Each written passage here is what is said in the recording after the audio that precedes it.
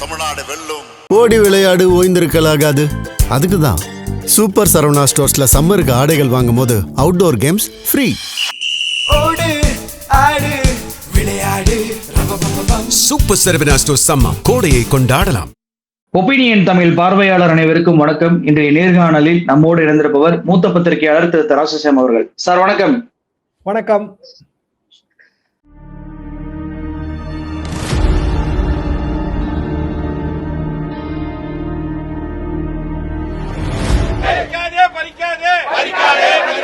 தொகுதி வரைமுறை பெயரில் மாநில அரசாங்கத்தின் உரிமையை பறிக்காதே. தமிழ்நாடு போராடும். தமிழ்நாடு வெல்லும்.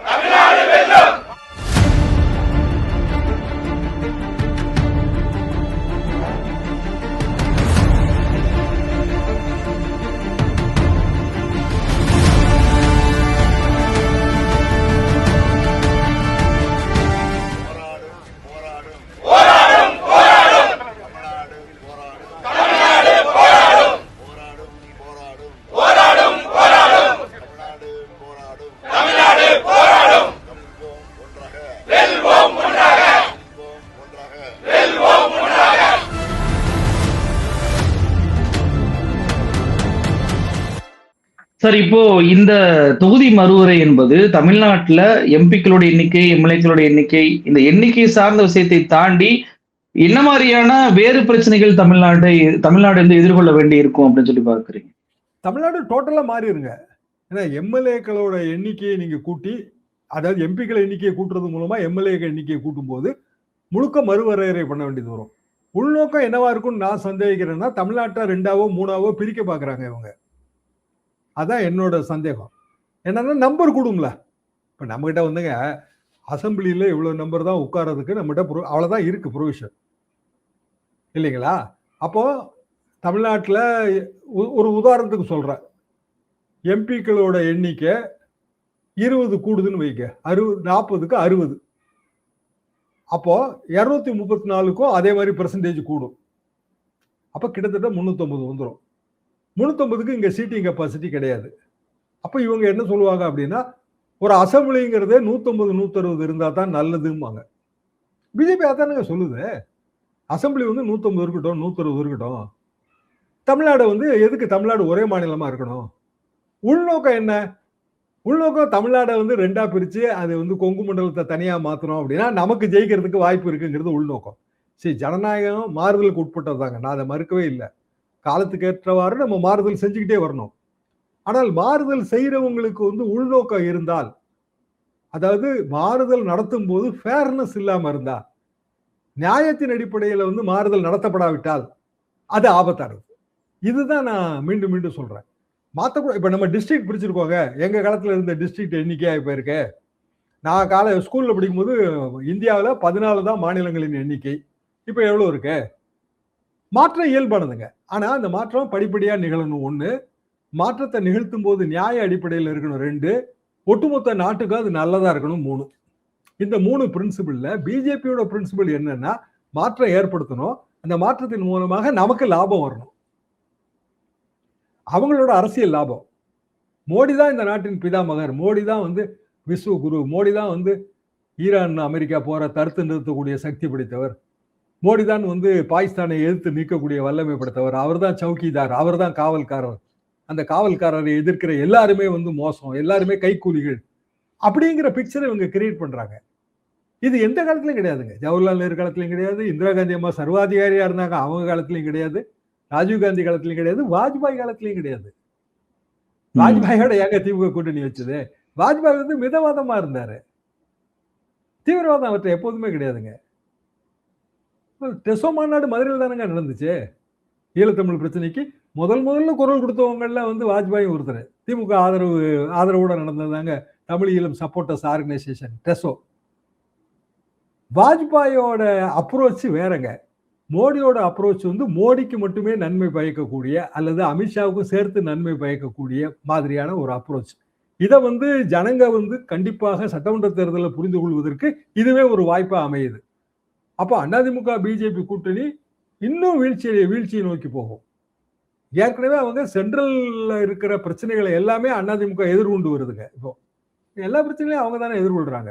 எல்லாத்தையும் சப்போர்ட் பண்ண வேண்டிய ஒரு கட்டாயத்துல போறாங்க. அதனால தானே அடிமை சாசனம் எழுதி கொடுத்துருக்காருன்னு சொல்றோம்.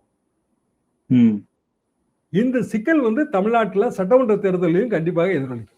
ஆனா இதை பிஜேபி புரிஞ்சுக்கிற மாதிரி தெரியலையே சார். டீலிமிட்டேஷனை எதிர்ப்பவர்கள் எல்லாம் படிப்பறிவற்றவர்கள் அப்படின்ற வார்த்தையை பியூஷ் கோயல் பயன்படுத்துறாரு. முதலமைச்சருமே நாவை அடக்கி பேசுங்க அப்படின்ற பதிலடி கொடுத்திருக்கிறாரு. பிஜேபி ஒரு நாள் நாளைக்கே இதை கொண்டு வருவாங்க அப்படின்றப்போ தமிழ்நாடு அதை எதிர்க்கிறது, தமிழ்நாடு பழைய நிலைமைக்கு திரும்பும் அப்படின்லாம் சொல்லும் போது அதை பிஜேபி ஏற்றுக்கொள்ளக்கூடிய மனநிலை இல்லையே.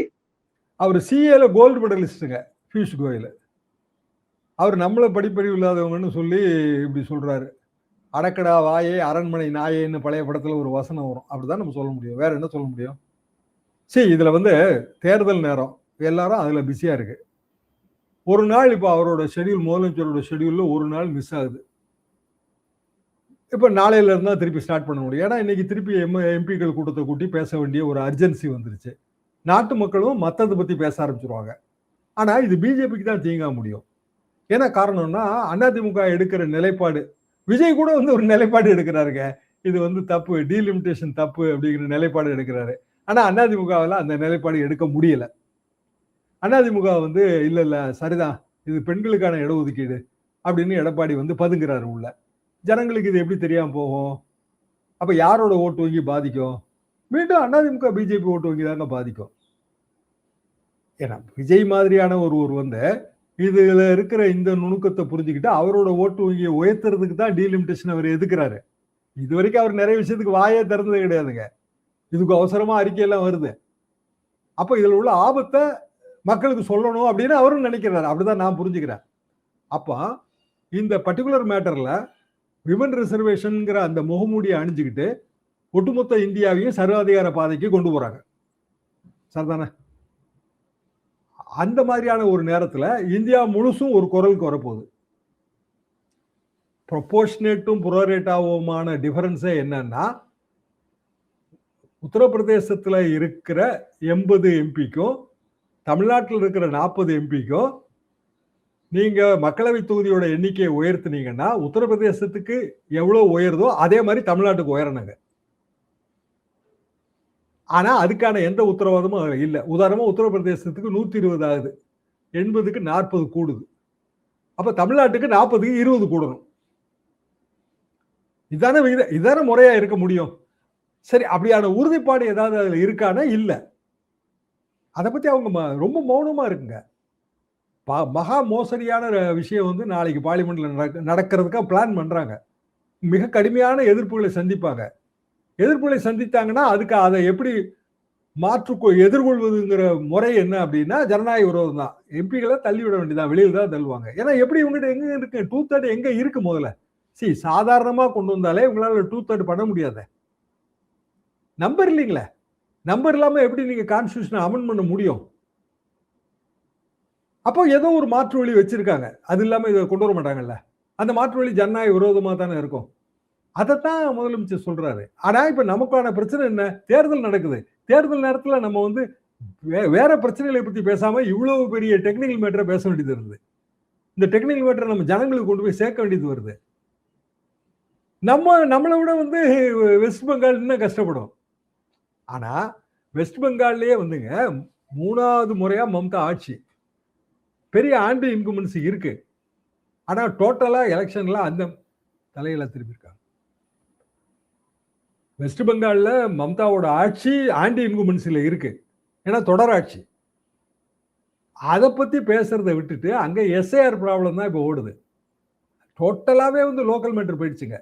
எஸ்ஐஆர்ல வாக்கு இழந்தவர்கள், வாழ்விழந்தவர்கள் அவங்களை பத்தி போகுது. ஏன்னா அங்க எபிக் கார்டு ரொம்ப முக்கியம். வாக்காளர் அடையாள அட்டை அங்க ரொம்ப முக்கியங்க. சுப்ரீம் கோர்ட் நேரத்துக்கு சொல்லுது, இந்த நாட்டில் பிறந்திருந்தா வாக்களிக்கிற உரிமை இருக்கு. அவ்வளவுதான், ரொம்ப சிம்பிள் தான். அது வாக்களிக்கிற உரிமைங்கிறது உரிமை சார்ந்தது மட்டுமல்ல, அது சென்டிமெண்டல் ஆல்சோன்னு சுப்ரீம் கோர்ட் சொல்லியிருக்கு. கடுமையான வார்த்தைகள் எல்லாம். இன்னமும் அவங்க எஸ்ஐஆர் ரத்து பண்ணல. ஆனா அப்பீல் ப்ராசஸே இல்லாம இருக்குங்க. பல லட்சக்கணக்கான பேர் அப்பீல் பண்ணியிருக்காங்க. அப்பீல் பண்ணியிருக்காங்கன்னா அது யாரு ரெப்ரசன்ட் பண்ண போறாங்க? பர்சனல் ஹியரிங் நடக்குமா நடக்காதா? ட்ரைபியூனலே வந்து அதுவே வந்து ஆவண அடிப்படையில் டிசைட் பண்ணிருமா? இதுக்கெல்லாம் அங்க விளக்கமே இல்லைங்க. ஏன்னா ஃபர்ஸ்ட் டைமா ஜுடிஷியரி உள்ள வந்திருக்கு. விளக்கமே இல்ல. ஜுடிஷியல் ப்ராசஸ் என்னன்னா ஹியரிங் த அதர் சைடு தான். எதிர்த்தரப்ப கேட்டு தான் நீங்க ஜுடிஷியல் ப்ராசஸ்ல முடிவு பண்ண முடியும். அப்ப இத என்ன முடிவு எடுக்க போறாங்கன்னு தெரியல. ஆனா பல லட்சம் பேருக்கு வாக்குரிமை இல்ல. பிஜேபி காரங்களுக்கு இல்லைங்க. மத்துவா கம்யூனிட்டி வந்துங்க பிஜேபி ஆதரிக்கிற இந்து நாம சூத்துறாங்க. அதாவது இந்து பட்டியல் இனத்தவர்கள். அவங்க பிஜேபி ஆதரவாளர்கள். மத்துவா கம்யூனிட்டி இருக்கிற 4 தொகுதியில 4 தொகுதியும் பிஜேபி ஜெயிச்சிருக்கு. ஆனா அவங்கள பெரும்பாலானோருக்கு இப்போ ஓட்டு உரிமை இல்லை. அவங்களாம் பெரிய ஊர்வலங்கள்லாம் விட்டுட்டு இருக்காங்க. கல்கத்தா நீங்க அங்கிருந்து வர்ற தொலைக்காட்சி நிகழ்ச்சிகளை பாருங்க, கொதிப்பா இருக்காங்க. அப்போ பிஜேபிக்கு அகைன்ஸ்டா போகுது. அப்ப இந்த முடிவை யார் எடுத்தாங்க? அமித்ஷாவும் மோடியும் பிஜேபி நலன்களுக்கு எதிராக முடிவு எடுக்கிறாங்க. இப்போ இதுவும் அப்படிதான் ஆக போகுது. ஆனா எடப்பாடி பழனிசாமி அவர்கள் இது அருமையான தருணம்ன்றாரு சார். பெண்களுக்கான இடஒதுக்கீடு வருது, அதையே நம்ம இது பண்ணணும். அருமையான தருணமா அடிமைச்சாசனமா? ஏங்க பெண்களுக்கான இடஒதுக்கீடு கொடுக்கணுங்க. அது 2023 சட்டம் கொண்டு வந்த உடனே கொடுத்துட வேண்டியதானே? 2024 தேர்தலுக்கு முன்னாடி கொடுக்கறத யார் தடுத்தா? சரி இப்பவுமே கொடுக்கட்டும். 543 தொகுதியில பெண்களுக்கான இடஒதுக்கீடு கொடுக்க வேண்டியதானே? ஏன்னா நீங்க 2011 சென்சஸ் வச்சு தானங்க எடுக்க போறீங்க. கிடையாது. நீங்க எடுக்க போறது 2011 சென்சஸ். 2026 இப்ப நடக்கு. 2026ல பெண்களுக்கு இடஒதுக்கீடு தரணும். 543ல என்ன இடஒதுக்கீடு? 33% இடஒதுக்கீடு. 543ல 1/3 2011 சென்சஸ் வச்சு பிரிச்சு கொடுத்துட வேண்டியதானே?